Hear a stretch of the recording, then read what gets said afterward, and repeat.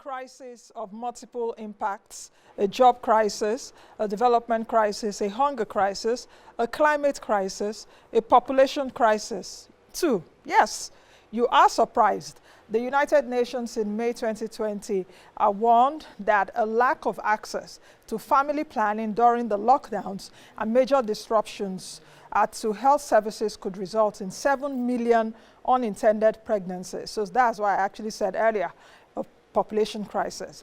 COVID-19 pandemic has resulted in record-shattering declines in economic output, massive dislocations for small and big businesses alike, resulting in jobs and income losses for Nigerians and companies. Nigeria struggles with an unemployment rate of 27.1%, underemployment rate of 28.6%. According to the National Bureau of Statistics, the those figures were from the National Bureau of Statistics. Emergency support mechanisms kicked in the form of interventions, palliatives, cash, and regulatory support. How many Nigerians lost their jobs, incomes, and sources of livelihoods amid this pandemic? How many people received support from the government? What are the risks of this burgeoning job and unemployment rate worsened by the pandemic? What are the solutions? This is COVID crisis, 1 year on, counting the cost, the public dialogue.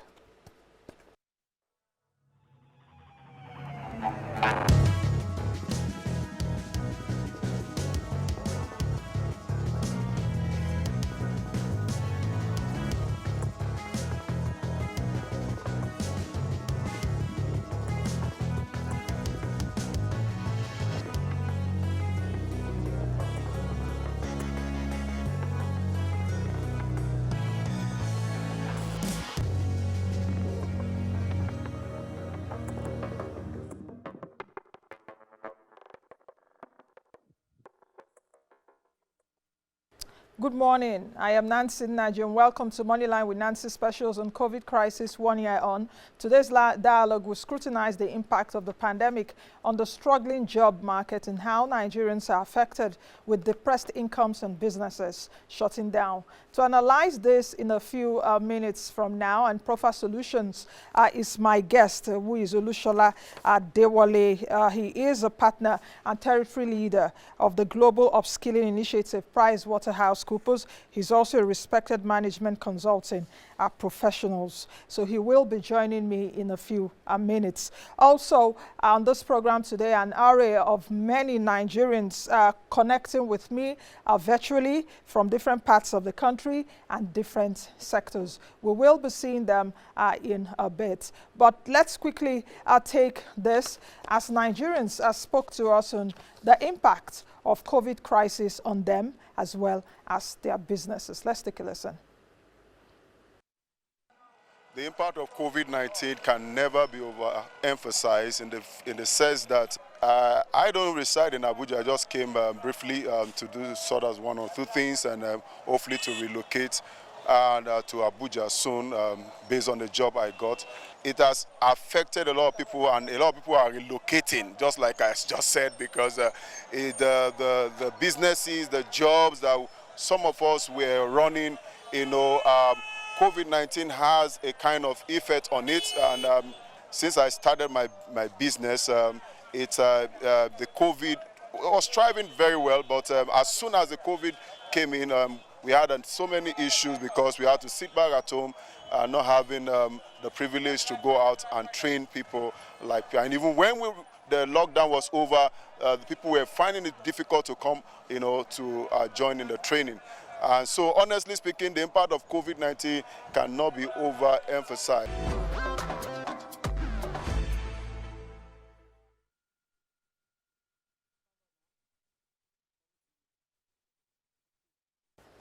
All right, welcome back.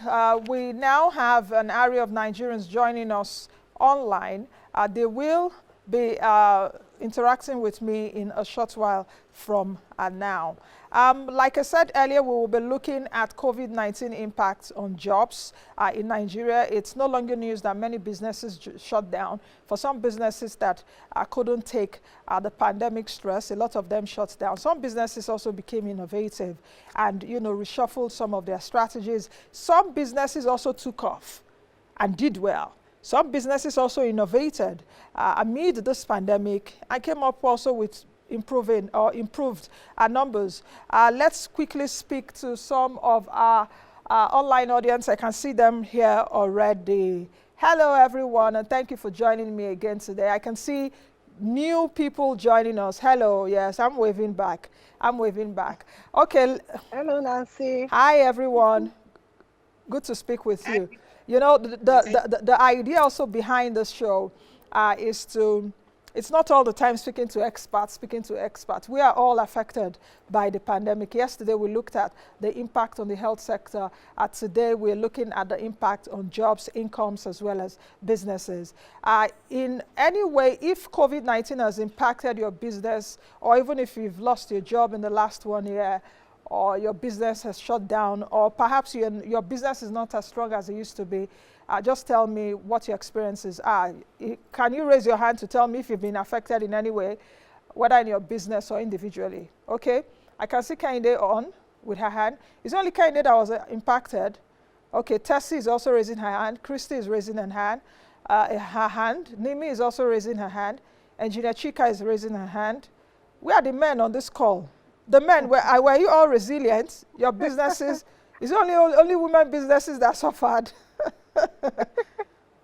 Okay, I can see Joel raising up his hand too. So Amazon is also raising her hand.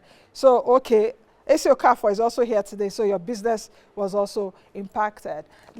Let me start with, Gladys is also raising her hand. Let me start with Gladys and talk to me, Gladys, about how COVID-19 has impacted you, your livelihood. Either you're employed by someone or a company, or you employ people. Gladys, can you unmute and speak to me about that?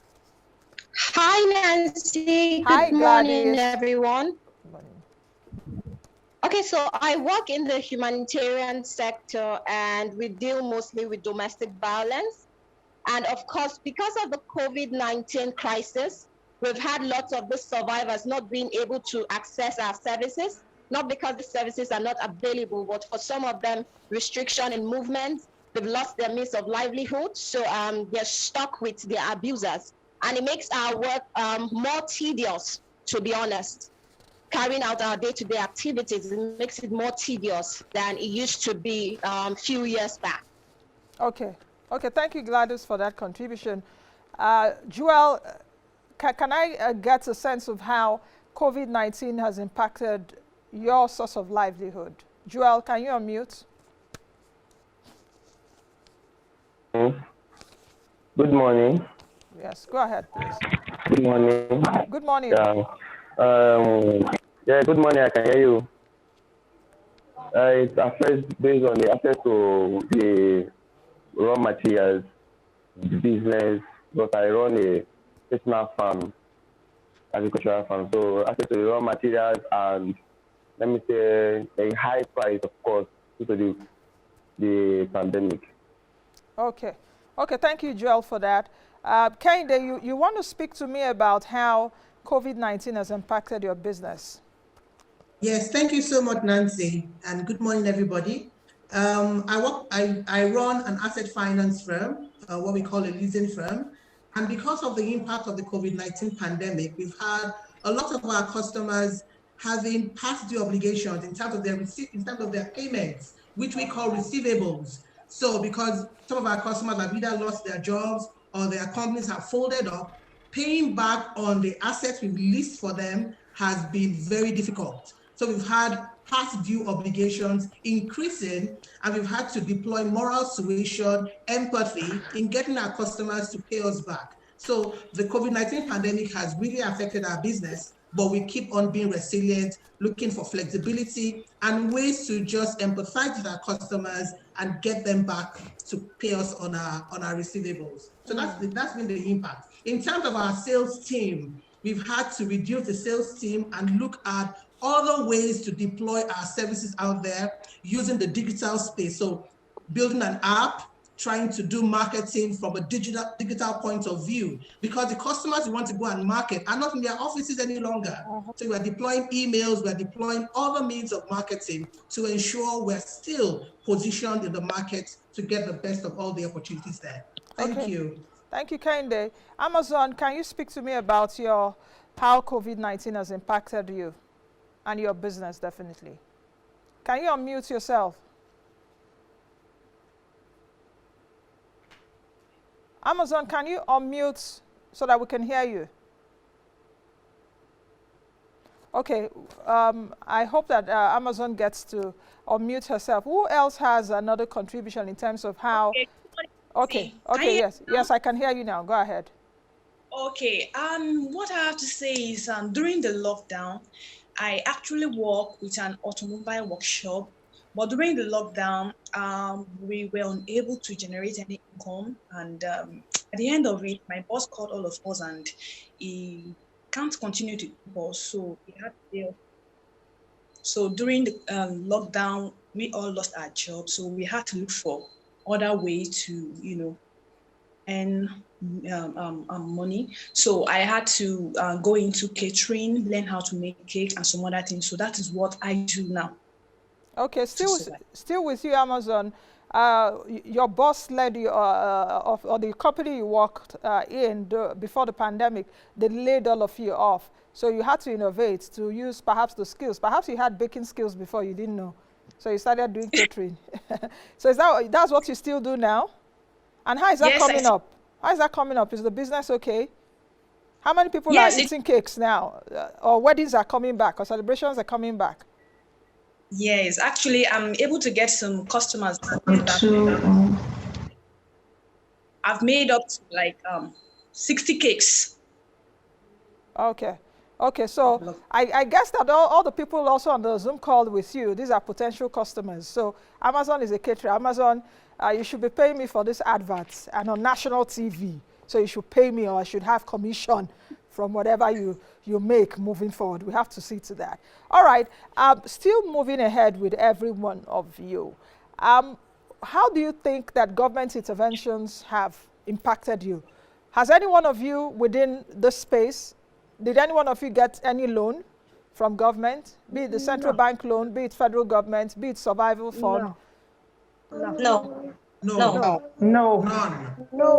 Do you know that I am? But not yet. Okay, hold on, guys. Hold on, guys. The no that I'm hearing is such a resounding no. From every one of you?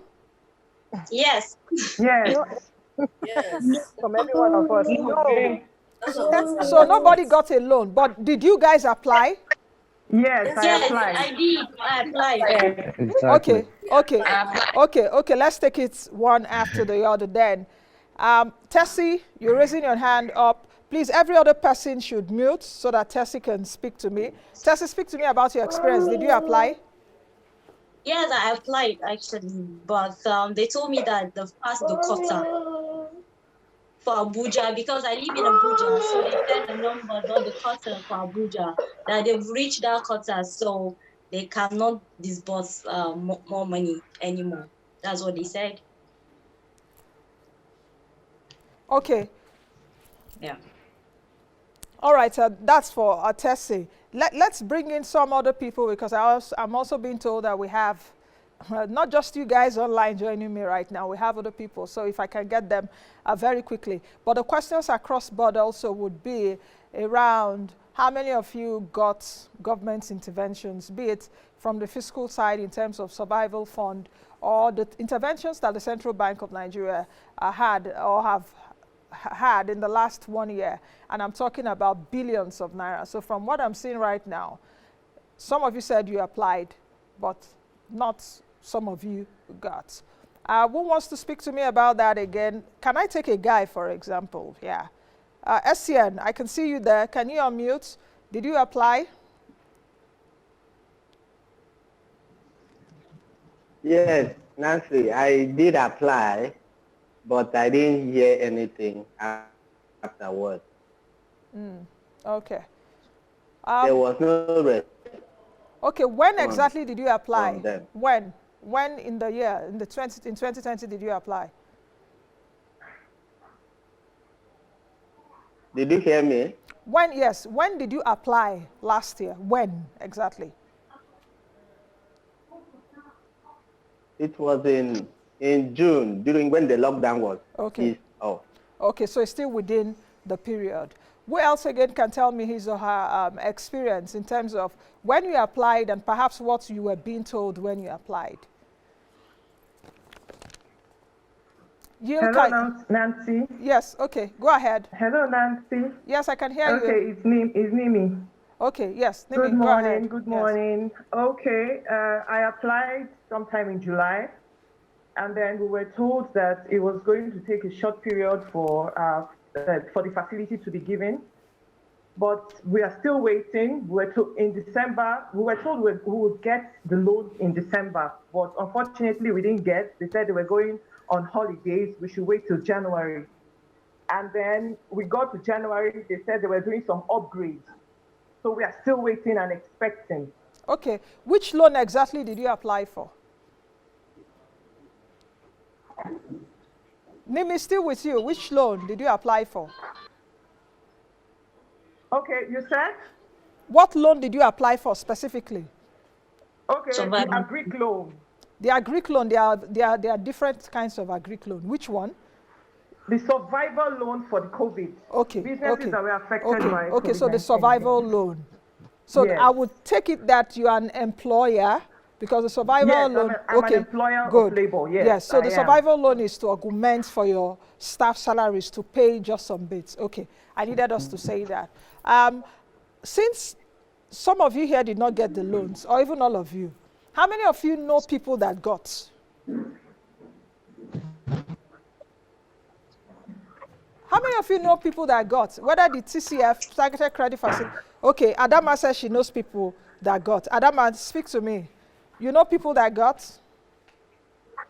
Yeah, hello, Nancy. Yes, I actually know quite a number of people that got the loans, and most of them have been using it for the purpose for which they signed up to get the loans. So the loans have been coming, but we really do not know the set parameters on which why people got or why others didn't get, because it's not based on maybe the work you're doing or how you couch your application or whatever. So, but people are really getting the loan. Okay. So is it only Adama that knows people that got the loans? I, for one, I know. No, I know. I know people that got the loans too. Yeah. Ofonime, Hussein, can you unmute yourself and speak to me if you know people that got? Yes, go ahead. Good morning. My name is Hussein Ofonime. I actually know some persons who got the loan. But unfortunately, I must admit here that the process may have had little issues. Hello, are you with me? You hear me? Yes, I can hear you. Go ahead. Reason being that where I did apply, all the processes was done, completed. I received a call. Unfortunately, my employees did not receive any call. But there at that same spot, it appeared to me that as people were jubilating, it was like a business kind of thing. You go to coordinate people and come in and register. At the end of the day, they pay you and you return percentages to people who had included your names.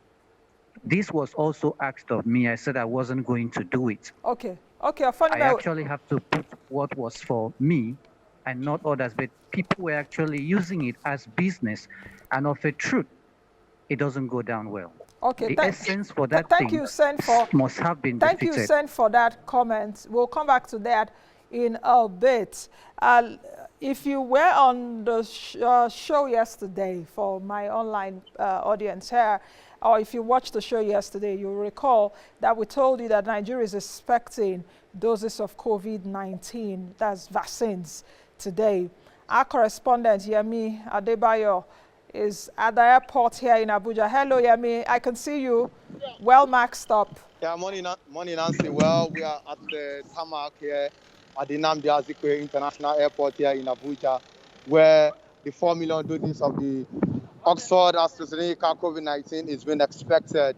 Although by now, from the schedule that was given earlier, the vaccine ought to have arrived now, because the time that was given earlier was 11:10. But as I speak to you up to now, Nancy, we've not seen the aircraft arrive yet. And about 3 hours to 4 hours ago, we learned that there's a delay from where the flight is coming from. So we are expecting that any moment from now, the vaccines will arrive from where it's coming from. But I can confirm to you that health officials members of the presidential task force on COVID-19, airport authorities, everyone are on ground to ensure a itch-free exercise as I speak to you. And don't forget that this is a first batch of the vaccine just coming into Nigeria.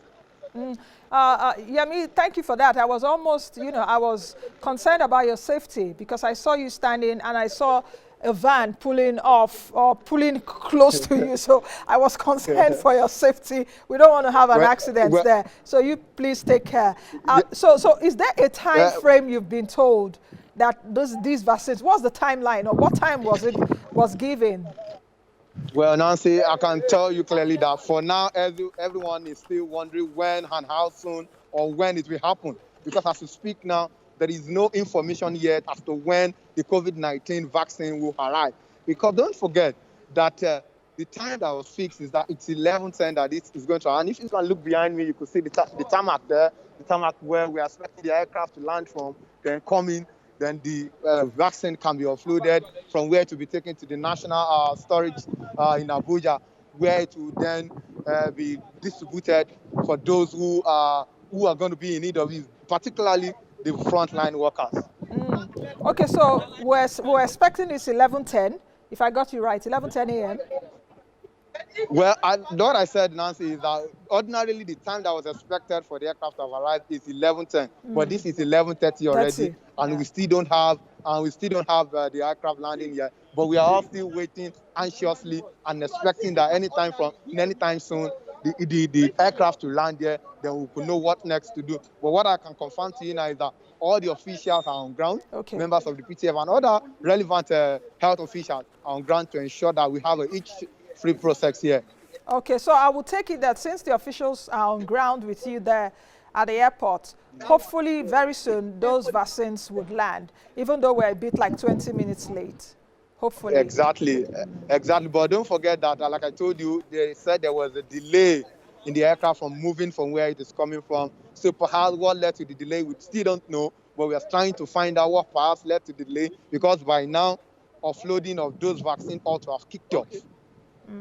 Okay, so this is somehow good news today for Nigeria, but let's keep our hopes still high that those vaccines will land. Then we can go from there. Thank you very much. Yemi, and please be safe. I'm seeing that van again. I'm done with you now, so you can leave that place. All right, let's quickly take a break. And when we come back, the program continues. Don't forget that this is COVID crisis. 1 year on counting the cost, the public dialogue. What's a day? We're expecting COVID vaccines very soon into the country. Let's quickly take this break. We'll be right back.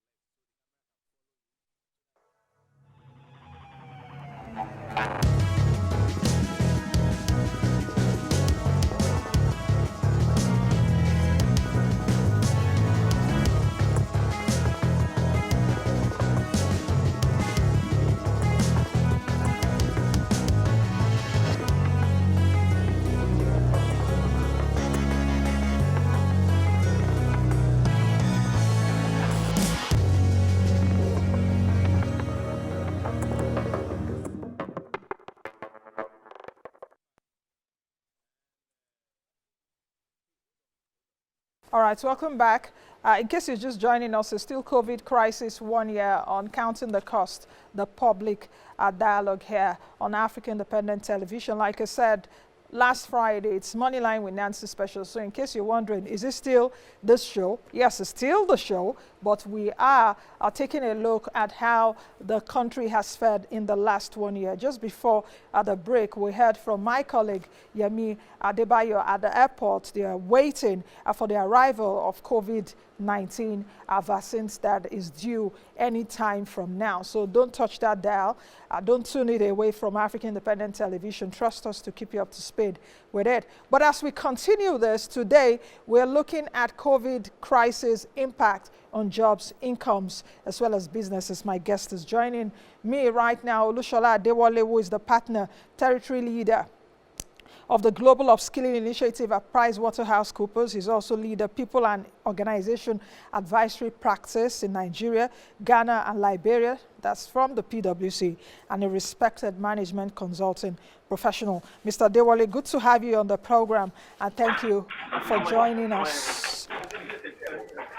Good morning, still. It's a pleasure to join you, Nancy. Okay, fantastic. Just before you joined us, please mute your mic, everyone. It's noisy.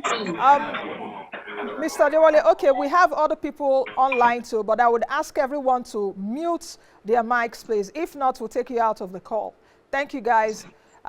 We should have, rules of engagement here. So thank you. Mr. Adewole, let's get started with you. Just before you came in, I interacted with our online audience, and a lot of them, of course, everyone was of the view that COVID-19 impacted them in one way or the other as individuals and also their businesses. Some shut down their businesses, some were laid off and all of that. Let me start by asking, the emergency support systems or mechanisms that were kicked in by the government from March, I must say, do you think that these supports lessened the fall? And let's take a look at the supports from your own perspective. Thank you very much, Nancy. If I hear you right, the question is, do I think that the support that the government has offered, whether it lessened the impact of COVID-19? Yes, on businesses and individuals. Well, I mean, certainly. I mean, in many ways, the support that the government has offered, either from a tax point of view or even from the many palliatives that were attempted, in working with the private sector, that certainly had an effect.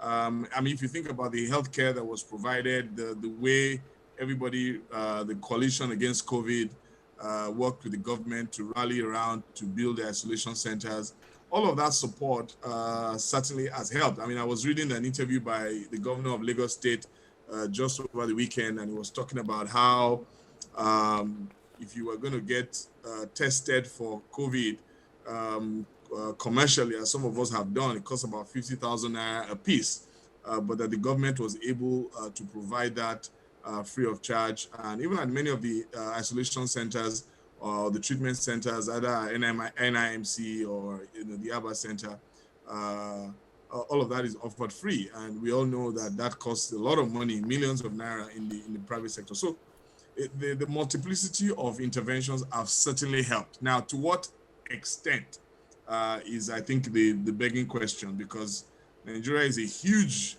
country. We have, over 200 million people in population. So could more have been done? Yes, like they say, the biggest room that exists is the room for improvement. Have they done something? Has it lessened the fall? Yes, but more can still be done. And in the days ahead, as we get used to a world of vaccines and the new world of work, we will see how that those interventions, how impactful they have been. Okay. Thank you, Mr. Adewole, for that. And I like that we started on that premise, because majority of the people that I spoke with earlier did say they did not even get the support in any way that a lot of them applied, but they couldn't get it. But I also asked the question, if some of them know people that got it, and they said, yes, they know some people that got it. So is it now really about population population size and also how many businesses we have and how many businesses can also take advantage of these loans. Because I was even told, for example, from the Central Bank of Nigeria, you know, we had the 50 billion naira initial targeted credit facility, that the applications they got were more than the 50 billion naira the government has set out for. So they had to increase it. So how much can the government go so that this impact can be felt by Nigerian businesses? Well, I mean, I think you've kind of answered the question. Yes, our size continues to present a challenge. I mean, if you think about the fact that we're getting 4 million vaccines or 3.9 million vaccines this week or today, as they say, how far would that go even in Lagos alone? Lagos is over 20 million people. How far would that go? So there will be people who will say that they don't even know that there's anything called vaccines. So to your point about how far would government intervention go, as far as possible. And that is why I think as a nation, we have discovered a long time ago that government alone can't do it. You know, the government has to work closely with different organizations, from faith-based organizations to private sector organizations, multilateral agencies, donor organizations globally to make that impact. The vaccines themselves will have not arrived here for maybe another couple of years without the United Nations and the World Health Organization coalition that is making that happen. So all hands are on deck, must be on deck to make sure that that impact is felt. Government can't do it alone. I can assure you about that. Now that brings me to the question of states, because when we're talking about government, majority of us would think of the center, the federal government. What more can states do? I know also amid the pandemic, some states put in some regulatory support. I must say that some states also brought in some kind of support to businesses. But what more can states do? Because at least everyone in Nigeria resides in the states or in a local government, so to speak. So what more can states do if the federal government does not have the fiscal space, which it does not have right now? Without advertising Lagos State, which is where I live, and there are other states that have done a great job as well. The states, as I have said a couple of times, the states can champion. It's far easier for the states to engage the private sector to start with. Okay, it's far easier for each state that has a relationship with business leaders in their community to rally support at those levels. But beyond that, the states also, as subnationals as we call them, also have some resources, and we do know that many states have tried to do their best within the limit of their resources. So if states will, number one, engage with the private sector, number two, provide the required cushions in exchange for the support. Even when the donor agencies want to support in the developing world, they want to work as close to the grassroots as possible. Not even just the states, they want to go, if possible, as low as the local governments and the councils. So by providing the right environment, the right platforms to engage with the people who can work with the states, by providing driving the conversations, yes, we can, the states can support the federal government. And I think a lot of that is happening. We saw in an unprecedented manner how COVID-19 united the federal government with the states. I mean, there were many meetings that were held where the governors were meeting with the president and the presidential task force and ensuing. So, in the ensuing conversations, you will find out that when the president will issue a decree or an executive order, it will be up to the states to translate that. So by also managing that consistency at their state level, it helped things to be inconsistent. Obviously, we have one or two states where the executives there or the powers that be there chose to go on their own path without necessarily towing the line that the government, with more research resources, was providing. And we also know that has not been very helpful to those particular states. Okay. So by working hand in hand with the government, federal government, they make things happen. Yes. Okay. Okay, Mr. Adewole, we'll come back to you and the online audience. I guess the audience, the participants, should be getting their questions ready. We have quite a number for you in a while, but let's quickly take this. I'm being told that it seems the vaccines have arrived. My colleague, Yemi Adebayo, is still at the airport, so we're going over to him right now. Mr. Adewole, just still hanging there. I'll come back to you in a bit because earlier on you also talked about the arrival of the vaccines. Let's get in Yemi Adebayo, who is my colleague, joining us from the airport here in Abuja. Earlier on, when he joined me, he did tell me that the vaccines was being expected at 11:10. That's 10 minutes after 11 this morning. But as at that time, when he was speaking to me at 11:30, the vaccines had not yet arrived. But he told us that officials are on ground at the airport expecting the vaccines. Let's see what's happening there.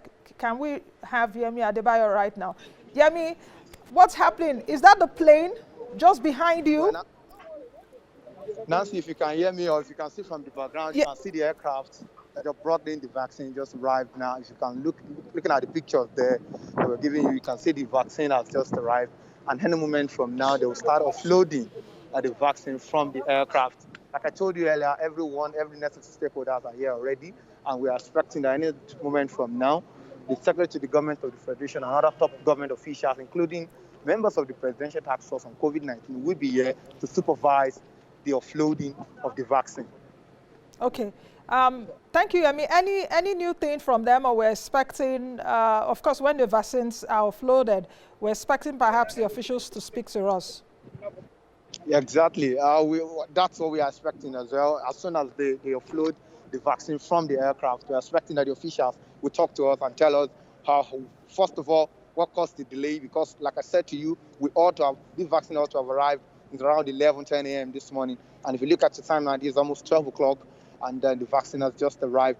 But we are expecting that there will be explanations for some of the delay from some of the issues they experienced, perhaps from where it is coming from. But for now, we are glad that the vaccine is here, and we're expecting the offloading to start, and we'll hear the message from perhaps the chairman of the Presidential Task Force on COVID-19 and other health officials that are going to be on ground. You know, is this something we should really cheer about? Perhaps it's a good day for us, even in our fight against COVID-19. I think we are the third country within the West African region, if I'm not mistaken, after Ghana, Ivory Coast, then us receiving this vaccine. What's the mood there among the officials when the plane landed with the vaccines? Well, Nancy, I can tell you that it's a joyous mood for them. They are happy that it's been a long talk. It's been a long story that the vaccine is coming in, and they are happy. And just let me tell you now, if you can look at from the far end here, you can see that the officials are here already. The Secretary to the Government of the Federation, Mr. Boss Mustafa, is here as well. And if you can see from the background there, you can see that they have arrived here. And they are about heading straight to where the aircraft is to see how the offloading would take place. So far, so good. It's a good one for Nigeria as I speak to you. And clearly, we'll see how soon the vaccine will be offloaded from the aircraft. If you can see from the material, I can tell you that a lot of journalists are here trying to catch a glimpse. I can see one with his camera close to you. Everybody wants to get a slice of it. If you can see from the yes, I can. That's the official. If you can look at the background, Nancy, that's the officials who are there. If you can see, that's the Secretary of the Government of the Federation and other members of the Presidential Task Force, trying to see how the process is going to take. And without much ado, I can also tell you that all the equipment that they're going to use to offload this vaccine from the aircraft is here already. Okay. So any moment from now, we'll see how the vaccines will be offloaded from the aircraft. Okay, and we expect that when they are uploaded, they will go straight to storage because they are needed to be stored in a very conducive atmosphere and temperature. You must say that. Exactly. When they eventually offload the material, it will be taken to the national store in Abuja, where it will be stored. Don't forget that it's still till Friday before the vaccination will start proper. Okay. And again, I must also tell you that the frontline workers, most especially health workers, are the one who's going to take the vaccine. They are the first line charge as I speak to you. But clearly, as it stands, you can see from the background that Nigeria is in happy mood, and we are expecting that any moment. Okay, I think, Yemi, perhaps we need to leave you so that you can go join Boss Mustafa, who is the SGF, and we're expecting perhaps any word from them soon. Thank you very much, Yemi, for that. All right. Okay. It's good news for Nigeria at this time, as we expect close to 4 million vaccines for our population. Like you heard Yemi say earlier, that the frontline health workers would be the first in line. But I would really like to know where they would comment from. Now that the vaccines have arrived into Nigeria, perhaps we will have a more strategic plan on which or what facilities, talking about the healthcare facilities, that these vaccines would go to. Mr. Adewole is still with me right here and my online audience. How do you feel? Are you feeling hopeful? Are you feeling happy, Mr. Adewole, that the vaccines have arrived? Oh, I mean, I certainly think that these are hopeful days. Can you unmute yourself, sir? Because I can hear you. I'm unmuted. Okay, good. I can hear you now. Yes. I mean, I certainly feel hopeful. It's a joy that there's, I mean, not just because it arrived in Nigeria, we have family and friends all over the world. So a year ago, it was like there was no hope. We had all kinds of doomsday prophecies, but we are thankful that the vaccines are rolling out, and we can only hope that, number one, they will be properly administered, and then number two, that the supplies will keep flowing even in larger numbers. And this is also a good signal, especially for the business environment, because we need our business environment to be positive right now. So many negatives around our macroeconomic environment. So for Nigeria to get the vaccines today, at least that's a space that will be ticked in terms of, okay, Nigeria is one of the countries that have gotten this facility. Okay, let me come over to the online audience. Mr. Adewole, some have few questions for you, and let's see how many we can muzzle in before we go. Engineer Chika Oga would ask you to unmute and ask your questions very quickly. Okay, ma. What I want to ask is that concerning this COVID-19 relief fund that they disbursed, many traders, they don't have the technology know-how to go online. Okay. So how will they go about it? Okay. Most the business people, they lost their goods are perishable goods. So those market women, they don't even go, most of them do not go to school, and most of them doesn't have the technology know-how. So how will they go about this so that they Thank you, Engineer Oga. Mr. Adewole, can you answer that? She's talking about technology, and a lot of our people are not really technology savvy. But there was a day I said that perhaps many Nigerians are not technology savvy. And, my guest did tell me, oh, Nancy, give Nigerians a break. That even my grandmother at home can use a phone. She goes on Facebook and all of that. So how do you think that this technology thing has also hindered, support to Nigerians? Thank you very much, Nancy. I mean, I'm pretty much like the person who countered you. I'm not of the school of thought that many Nigerians don't have access to phones. If you're a trader, using the traders I use as an example, if you're a trader in Okari market, for example, I know that you have WhatsApp. In fact, more than most people realize, the uptake of mobile technology in Nigeria is far, far bigger and larger and more widespread than in many developed nations of the world. It will surprise you. If you go to rural America, you would be surprised that we are far, far ahead of them. The challenge is that we use it for the wrong things, okay? I think that's the challenge. And just like every other thing, is what you adopt it to. I certainly have plenty of family in the village, and I know that my 80-year-old mother-in-law she's 81, and she's very active on all those platforms. So I think the bigger issue is, do they have access to, do they use it? Do they know how to get that information? And I think that's where our family and friends and those who surround them can be the hands and the feet of government to help them to access that information. Okay, this other question. have a few more minutes. Yes. I will let you go now when you answer this question, because we even have to go. It's almost 12. Chioma Gregory, the Chief Executive Officer of the Grex Foods, is asking, what new innovative ways should government, business owners, and individuals adopt to be able to adapt to post-COVID reality? I know that PwC, where you work, came up with a lot of strategies for business. I missed you there. Can you repeat that question? Okay, Chioma Gregory, the CEO of the Grex Food, is asking, what new innovative ways should government, business owners, individuals adopt to be able to adapt to post-COVID reality? Good. Thank you very much. I think that one of the biggest things that COVID-19 has done for us is, because we cannot freely contact one another, be in close contact. We have seen a lot of innovation in how we gather, how we do work, what exactly is work, and where we work. So there are two big imperatives. The first one, of course, for businesses and organizations and individuals is actually to even get used to that new world of work, as it were.